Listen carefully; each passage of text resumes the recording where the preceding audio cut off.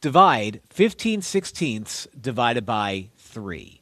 Whenever I divide a fraction by a whole number, I like to turn that whole number into a fraction. Well, how do you turn a whole number into a fraction? You just put it over 1. Do that with any number. So this becomes 15/16 divided by 3 over 1.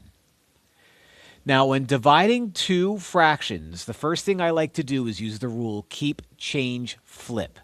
So that means keep the first fraction exactly the way it is, change the division symbol to a multiplication symbol, and flip the second fraction from 3 over 1 to 1 over 3.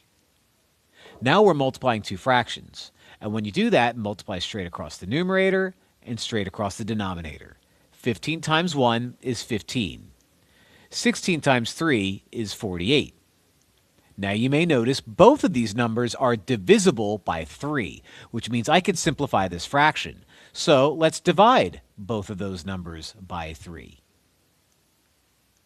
15 divided by 3 is 5, and 48 divided by 3 is 16. So when all is said and done, our final answer is going to be 5/16.